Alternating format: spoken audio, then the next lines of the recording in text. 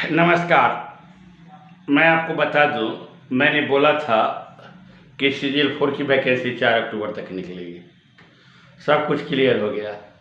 जो उच्च अधिकारी थे जिन्ना आप लोग को ठगते हैं, जो ठगाई का काम करते हैं, उसी ढंग से हमको भी डायलेमा में इस बार डाल दिए।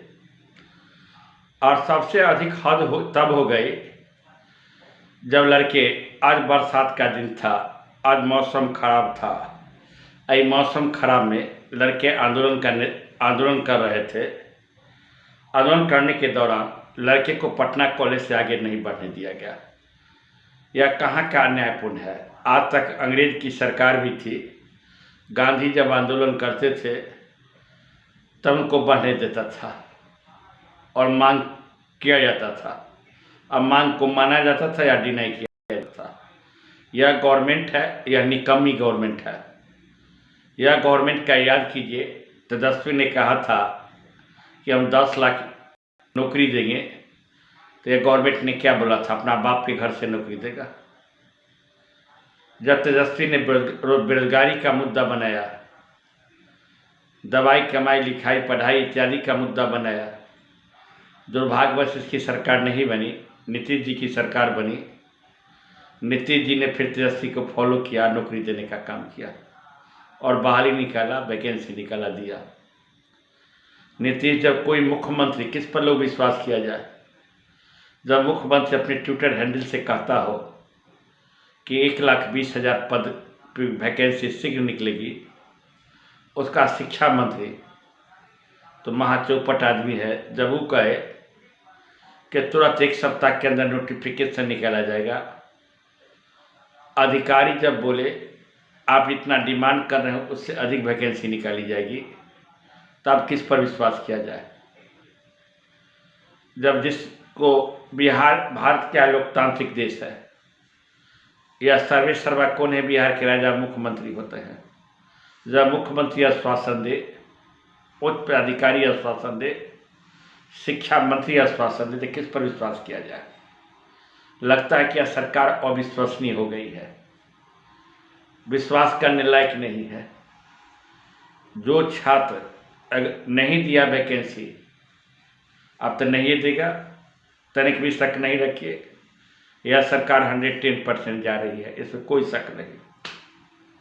जो सरकार छात्र के बात नहीं सुने, विज्ञप्ति सिर्फ नहीं निकाल सकी, तो वह सरकार रहने लायक है, नहीं रहने लायक है। अब जाति पाति से ऊपर उठकर और सरकार के खिलाफ वोट दे। जानते हैं, लंबा आंदोलन हुआ था बीपीएससी का, मैं भी आंदोलन में गया था। आंदोलन का नेतृत्व किया जा रहा था, 2 टीचर है, क्या नाम है उनका मैं नहीं जानता, जो बलिया के हैं, याद नहीं आ रहा है ना, और यहाँ पढ़ाते, उत्तर प्रदेश बलिया के हैं, यहाँ पढ़ाते हैं। उनके टीचर के नेतृत्व में जब आंदोलन हुआ, बहुत सारे लड़के भी गए थे। क्या हुआ, राहुल गांधी भी आए थे। यह सरकार बिल्कुल निकम्मी है। यह सरकार रिवाइवल करने की सरकार नहीं है दोबारा। अगर आप वास्तव में 15 लाख लड़के, एक लड़के को बाइट सुन रहे थे, वह विपक्षी दल के नेता के पास मिलने के लिए गया। अब विपक्षी दल के नेता से बोला कि आप ट्विटर हैंडल पर, जो आपका, उस हैंडल से कहिए कि अगर मेरी सरकार बनेगी तो 1,20,000 नौकरी देंगे, विज्ञप्ति निकालेंगे। अगर ऐसा कहिए तो हम लोग 15 लाख लड़के आपके पक्ष में रहेंगे। यह जान लीजिए, जब आप सरकार की मंत्री या विधायक वोट मांगने जाए, मंत्री और विधायक वोट मांगने जाए, तो उसको क्या कीजिए जानते हैं, उसको जवाब दीजिए। जवाब तो देवे कीजिए, हिंसा के तरीके से नहीं, नॉन वायलेंस के तरीके से, अच्छे से समझाइए।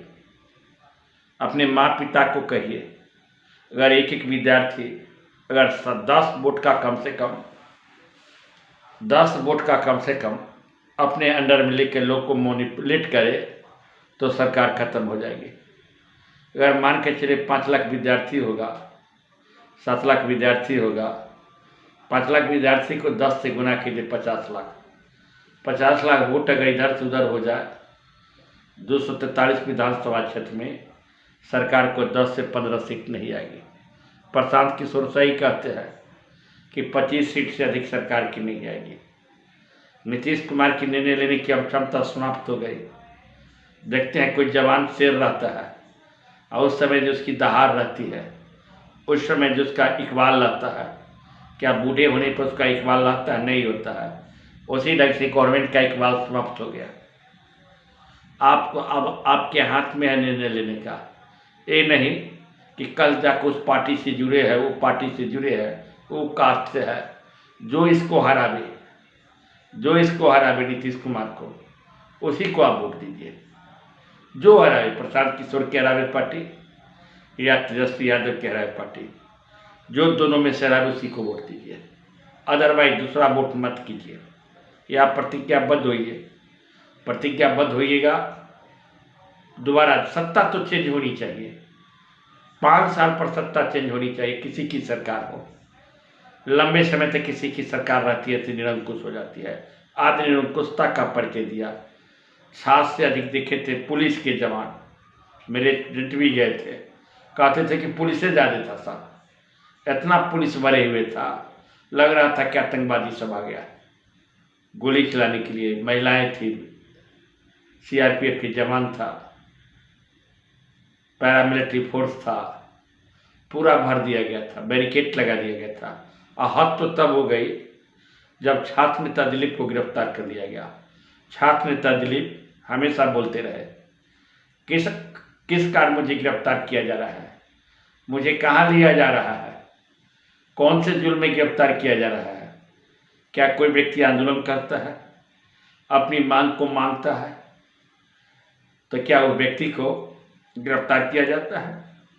दिलीप ने आज हिंसा आंदोलन में हुई? नहीं हुई हिंसा। जब हिंसा आंदोलन में नहीं हुई, अहिंसक तरह से आंदोलन हुआ, तो वह लड़का को क्यों गिरफ्तार किया गया? रात्रि में मैंने वीडियो बनाया था, लड़के देखे थे। गिरफ्तारी तो बिल्कुल गलत है।